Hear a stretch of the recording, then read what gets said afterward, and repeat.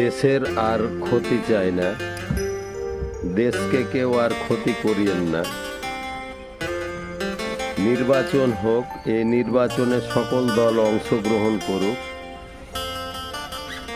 নির্বাচিত সরকার বাংলাদেশের রাষ্ট্র ক্ষমতায় আসার পর এ দেশটা আবার সচল হোক, এটাই সকলের কাম্য হওয়া উত্তম। যাহা কিছু নষ্ট হচ্ছে তাহাই আমার এই বাংলাদেশের জনগণের ক্ষতি হচ্ছে।